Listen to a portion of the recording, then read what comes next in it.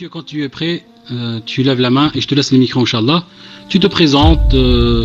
T'es pas, bien sûr, tu gardes l'anonymat. Tu t'appelles Mathieu, mais on va dire personne n'a, on va dire, n'a le droit de savoir ton nom de famille, ton numéro de carte de crédit ou je sais pas quoi, tu vois. Tu sais, tu connais la musique, quoi. Voilà. Alhamdulillah. Quand tu es prêt, tu te lances. Oui, voilà, tu parles de d'où tu viens, de, on va dire, ton parcours, etc., etc. Parce que hier, en contactant le frère, on a fait l'attestation de foi, mais c'est juste, on va dire, par écrit, mais aujourd'hui c'est du concret, alhamdoulilah. Voilà. Maintenant, le frère Mathieu qui vient de parler, enfin, il vient d'attester, de prononcer Shahada, va, Inch'Allah, nous raconter son parcours, se présenter. Et... Salam alaikum à tous. Donc, je suis très heureux de faire partie de la Oumma musulmane, de la Oumma tout court. Là, je suis en train de me calmer parce que la pression redescend. Je suis très très content de cette conversion, de ce retour à la maison. Donc, je vais vous expliquer mon parcours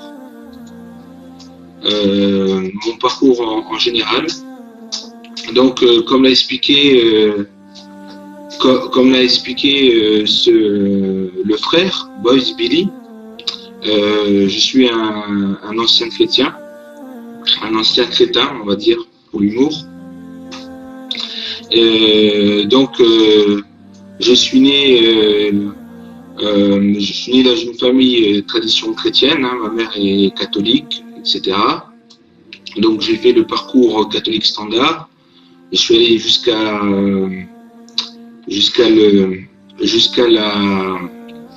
la première communion. Mais entre-temps, vers l'âge de 10-11 ans, j'ai été témoin de Jéhovah, où j'ai commencé à découvrir ce qu'est le vrai christianisme dans sa forme normale, c'est-à-dire que en dehors de l'adoration des statues, enfin, j'ai appris beaucoup de choses. J'ai appris à lire la Bible dans le commencement, avec les études bibliques, etc. Donc j'ai été la première chose que j'ai appris chez les témoins de Jéhovah, ce qui m'a beaucoup servi, c'est tout ce qui est idolâtrie. Alors, les témoins de Jéhovah, eux, ils sont vraiment contre l'idolâtrie.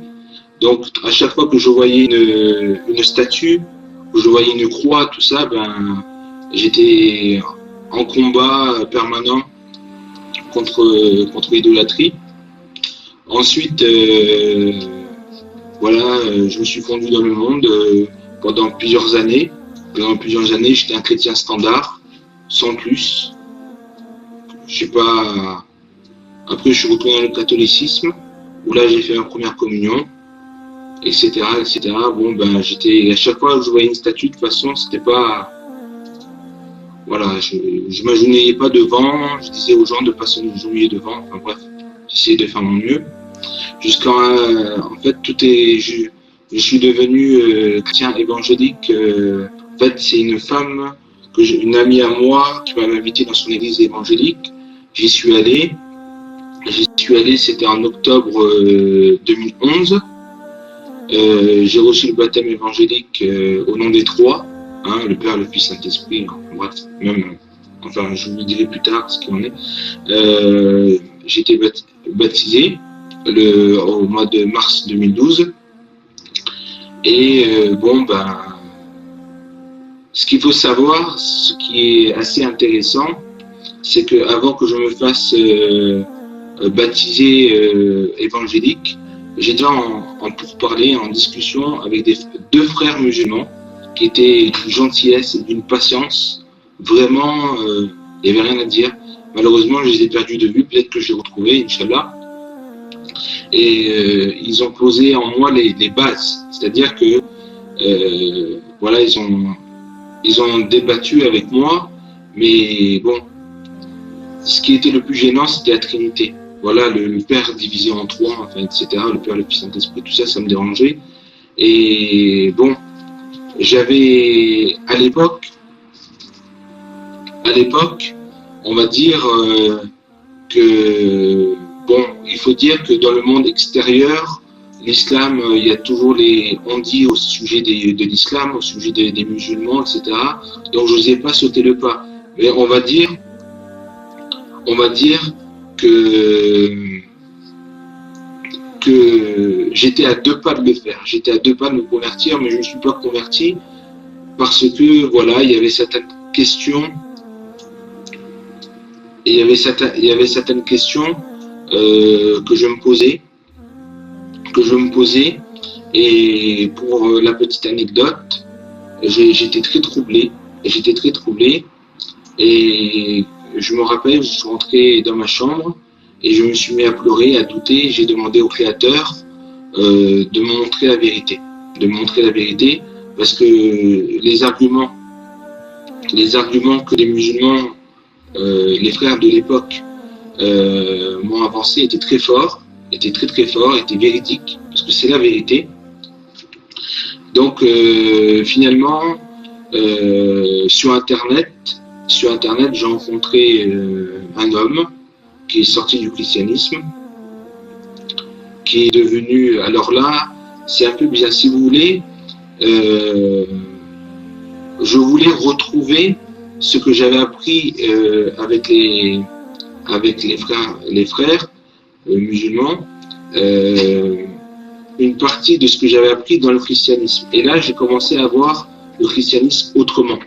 Je me suis dit, il y a bien des chrétiens qui ne croient pas en la Trinité. Et je suis tombé sur des chrétiens qu'on dit unitariens, c'est-à-dire des chrétiens qui ne croient pas à la Trinité, qui pensent que le Créateur est unique.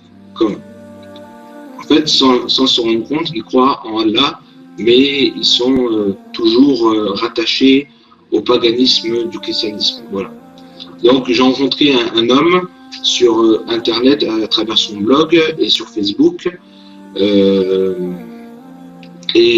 Sur ce blog, j'ai appris pas mal d'informations. Et cet homme est très fort parce qu'il a amené des arguments contre le christianisme. Contre le christianisme qui sont assez forts. Et finalement, si vous voulez, cet homme s'apparentait à ce qu'on appelle les juifs messianiques. Les juifs messianiques, en fait, si vous voulez, ce sont des juifs qui reconnaissent le Messie, mais selon la tradition chrétienne, tout simplement, selon la tradition chrétienne. Finalement, je suis sorti du christianisme, j'ai rejeté comme quoi Issa était le créateur, le fait que Jésus est Dieu. Ça, c'est quelque chose qui m'a vraiment sorti de la tête. Je ne pouvais pas accepter qu'on dise que c'est un homme et le créateur. Finalement, en quelque sorte, je refusais le shirk. Je refusais le fait qu'on associe une créature au créateur. Donc, au fur et à mesure, bon, je ne vais pas rentrer dans les détails, je suis devenu ce qu'on appelle un nazaréen. C'est pour ça que j'ai pris le pseudo de Nazar 2015. J'étais un nazaréen. Les nazaréens, en fait, ils reconnaissent le Messie, mais on s'attache à la Torah. On s'attache à la Torah et c'est comme dans Matthieu 5, 17 de mémoire, où le Messie dit je ne suis pas venu pour abolir la loi et les prophètes, mais je suis venu pour accomplir. Et c'est à ce moment-là que j'ai compris, c'est comme ça que j'ai compris que finalement, Issa, paix et ses intentions sur lui, n'est pas venu pour abolir la Torah, mais il est venu pour l'accomplir. C'est-à-dire que la Torah était en vigueur, était toujours en vigueur, et que les chrétiens annulaient la croix, annuler la Torah sur la croix. Il disait qu'une fois, à partir du moment que le Christ est mort sur la croix, la Torah, la loi est annulée. Donc moi, je ne croyais pas que la Torah n'était plus en vigueur, qu'elle était toujours en vigueur. Donc, ce qui a fait que je respectais le Shabbat. Voilà, c'est exactement ce que le frère, la registre de citation, a mis là. Ne croyez pas que je exactement. La loi, c'est la Torah. Hein, c'est la Torah. Donc, du coup, je me suis mis à respecter le Shabbat. Donc, le Shabbat du vendredi soir au samedi soir, de vendredi 18h à samedi 18h. Et je respectais les lois concernant le pur et l'impur. C'est-à-dire qu'on ne doit pas manger de porc, on ne doit pas manger des crustacés, etc. Et surtout, bon, pour moi, la loi alimentaire, c'était pas difficile. Hein. Franchement, ne pas manger du porc, ça a même été un bienfait quelque part. Hein. Comme quoi, Allah connaît très bien ses créatures. Donc, voilà, donc j'ai observé la Torah. Bon, j'ai commencé à fouiller vraiment. Et là, je suis passé à un niveau supérieur concernant la recherche biblique. C'est-à-dire, j'ai commencé à chercher la vérité, mais de manière plus profonde. Donc, qu'est-ce qui s'est passé? C'est que finalement, je suis tombé dans un groupe, si vous voulez, qu'on appelle les Israélites. Les Israélites, ce sont des hommes de toutes parts qui croient que finalement, la Torah est donnée pour l'humanité entière. Alors qu'on sait finalement que Issa a dit qu'il est venu pour les brebis perdues d'Israël.